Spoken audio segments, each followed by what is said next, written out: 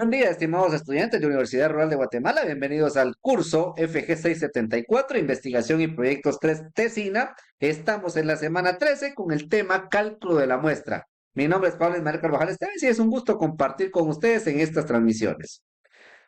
¿Cuáles son los objetivos de la clase? Primero, identificar poblaciones con características para la comprobación de las variables. También proporcionar ejemplos del cálculo de la muestra para poblaciones finitas e infinitas de variables cualitativas. Ahora bien, para hacer estos cálculos, pues primero tenemos que determinar la población de estudio y tener clara qué es una población. Y tal como lo indica acá, la población es un conjunto total de individuos que cumplen con ciertas características. Dentro de los criterios para definir la población, con esas características tenemos el lugar, que puede ser ciudad, país, empresa, escuela, etcétera. También tenemos que considerar el tiempo, periodo en que se realizará el estudio, así como las características como edad, género, profesión, entre otras. También tenemos que elegir el tipo de muestreo, si es un muestreo probabilístico o un muestreo no probabilístico. ¿Es aleatorio o no es aleatorio? Veamos las diferencias de estos dos muestreos. El primero, cada individuo tiene la misma oportunidad de ser elegido. Es ideal para estudios representativos. Entonces tenemos acá algunos ejemplos. Aleatorio simple, se elige sujetos al azar con un sorteo o generador de números aleatorios. El sistemático se selecciona cada persona, por ejemplo, cada 5 estudiantes en una lista. Tenemos el estratificado, donde se divide la población en grupos o estratos y se toma una muestra proporcional de cada uno. Y el por conglomerado, donde dividimos a la población en grupos y se elige un grupo completo al azar. También tenemos el no probabilístico, el aleatorio, no aleatorio, donde no todos tienen la misma probabilidad de ser seleccionados. Se usa cuando no es posible hacer un muestreo aleatorio. Ejemplos. Por conveniencia, se eligen sujetos que sean accesibles. Por ejemplo, entrevistar a clientes en una tienda. Tenemos el otro ejemplo, por juicio o criterio, se eligen sujetos que el investigador considera representativos, así como también tenemos el llamado bola de nieve, donde seleccionamos a un participante que recomienda a otros. Una bola de nieve, ¿verdad? Ustedes. Ahora bien, ¿cuáles son los conceptos básicos del cálculo de la muestra? Primero, población, conjunto completo de individuos o elementos que se desee estudiar. Muestra, subconjunto de la población que se selecciona para el estudio, que es de lo que vamos a platicar el día de hoy.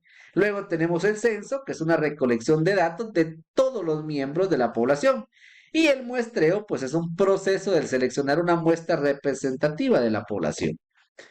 Criterios de decisión. Bueno, según Universidad Rural de Guatemala, actualmente, si nuestra población de individuos es menor a 35, realizamos un censo.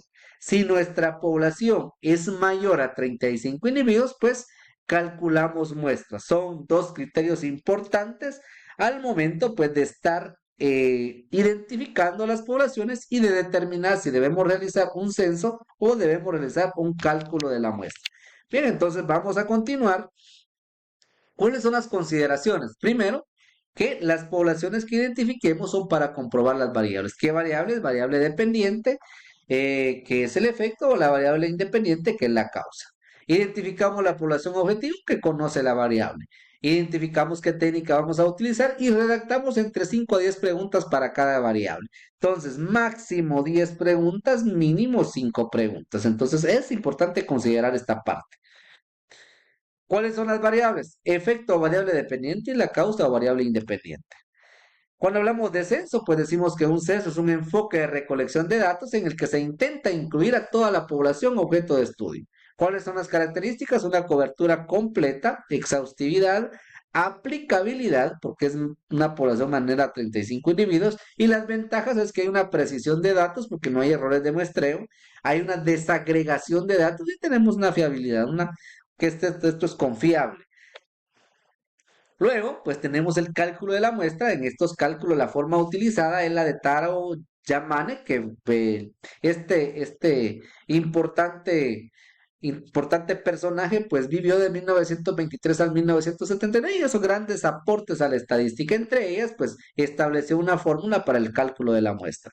Y acá tenemos las fórmulas para la población finita cualitativa y la población infinita cualitativa. Y dentro de esta fórmula, pues ustedes pueden ver algunas variables, algunas literales como n minúscula, n mayúscula, z, p, q, d, que son literales que tienen un significado. Veamos qué es. ¿Qué significa? N mayúscula de la población, Z nos indica el nivel de confianza, refleja el grado de seguridad que tenemos en que los resultados de la muestra representen fielmente a la población. Y en licenciaturas, ese nivel de confianza, tal y como lo ven acá, es del 90%, que equivale a un valor Z de 1.645. Entonces acá vamos a hacer memoria de cuando llevamos el curso de estadística.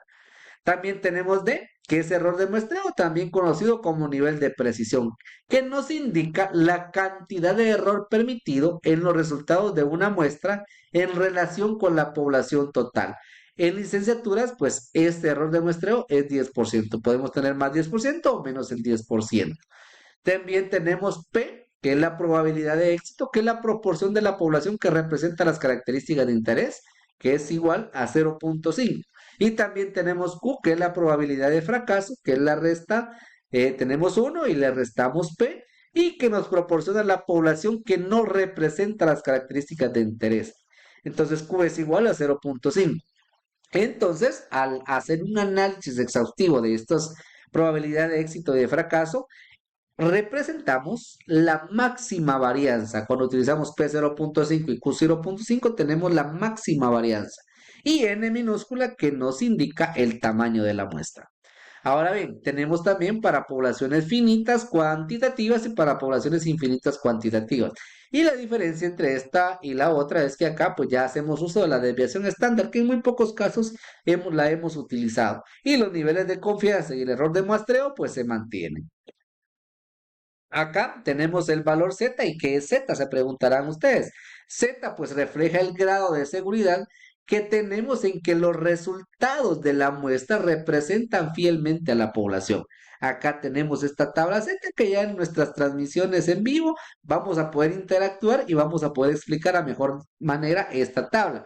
Entonces en licenciaturas el valor Z es de 1.645, que nos representa un nivel de confianza del 90%. Significa que tenemos el 90% de seguridad en que los resultados de esa muestra representan fielmente a la población. Y acá pues tenemos esta campana de Gauss, una distribución normal, donde pues ya nos representa, acá llegamos hasta menos 1.645 y por el lado derecho a 1.645, pues estas son desviaciones estándar y esto que está remarcado pues nos representa el 90%. Vamos a hacer una ejemplificación y para ello pues vamos a hacer uso de una hoja de Excel, la cual utilizamos para hacer estos cálculos de la muestra. Nos ubicamos en nuestro archivo de Excel, el cual tenemos por acá, y ustedes pues pueden visualizar, es una hoja de Excel que ya está configurada para que nos dé automáticamente los resultados del cálculo de la muestra. Bien, entonces vamos a regresar a nuestra diapositiva para ver cuáles son los ejemplos que nos muestra. Primero, tenemos ejemplo 1, dice licenciaturas, población 13.824. Entonces vamos a irnos a nuestra hoja de Excel y acá tenemos que viene la población 13.824. Y luego, pues vamos a verificar el nivel de confianza y los errores de muestreo para que nos dé el cálculo de la muestra. Entonces, el valor es 1.645. El error de muestreo, pues es de 10%, que equivale a 0.10 por individuo. Y acá tenemos el tamaño de la muestra que nos refleja 67.32. Ahora bien, importante esto, muy importante lo que les voy a indicar. Este 67.32 lo aproximamos a 68. ¿Por qué? Porque si nosotros dejáramos en 67, ya nuestro nivel de confianza disminuiría, o sea que nuestro tamaño de la muestra va a ser de 68 individuos. Siempre vamos a estar aproximando al siguiente, porque si no lo hacemos de esa manera, nuestro nivel de confianza disminuye. Ahora bien, veamos otro ejemplo que tengamos en nuestra diapositiva. Tenemos la población 2, 434.458.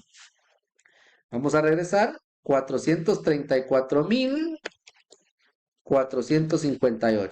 Y ahí tenemos, y igual nuestro cálculo de la muestra nos da 67.64, que igualmente aproximando, pues nos da 68. Y ya tenemos todos los parámetros, pues, que hemos hablado de Z, P, Q y D. Entonces ahí tenemos el cálculo. Ahora bien, veamos el siguiente ejemplo que nos indica que, bueno, nos dice se desconoce la población. Entonces, cuando desconocemos la población, estamos hablando de una población infinita. Entonces, para ello, igual en esta hoja de Excel, pues nos aparece como es una población infinita porque no podemos, no tenemos datos de ella, pues vamos a utilizar acá el valor Z, que es 1.645. Tenemos el valor P, Q y D, que sería 0.10. Importante que se verifique eso para que nos dé. Entonces, nuestro tamaño de la muestra nos da 67.65, pero aproximamos a 68. Y ahí tenemos nuestro tamaño de la muestra. ¿De cuánto va a ser nuestra muestra? Pues de 68 individuos. Ahora bien, importante lo que les voy a indicar ahorita. Como pueden observar, tenemos poblaciones finitas y poblaciones infinitas. Eso va a depender del efecto o la causa que nosotros tengamos al momento, pues, de plasmarlas. Para ello, pues, vamos a irnos nuevamente a nuestras diapositivas por acá y vamos a continuar. Entonces, ya utilizamos el archivo de Excel para los cálculos respectivos y el número del anexo metodológico comentado sobre el cálculo de la muestra corresponde pues al anexo número 6 actualmente. Ahora bien, recomendaciones: debemos redactar adecuadamente, usar uso de las reglas ortográficas, utilizar el léxico de cada carrera y los efectos cuantitativos de carreras pues se comprueban con estadística. Importante lo que les voy a mencionar. Cuando hablamos de cálculo de la muestra, bueno, ya hablamos de poblaciones finitas, infinitas, también hablamos de lo que era un censo. Ahora bien, no puede ser la misma población con la que comprobamos, pues vamos a utilizar para la comprobación del efecto y la que vamos a utilizar para la comprobación de la causa. Son poblaciones diferentes. Debemos de identificar las poblaciones con características para la comprobación del efecto y poblaciones con características para la comprobación de la causa. E igual, estos cálculos no aplican para todas las carreras. Entonces, cuando estemos en las transmisiones en vivo, en las transmisiones en directo, vamos a interactuar a través del chat para dejar claro este tema. Y por lo tanto, para mientras vamos a llegar hasta acá, espero que haya quedado clara la información y que podamos interactuar en nuestras clases en vivo. Que tengan excelente día.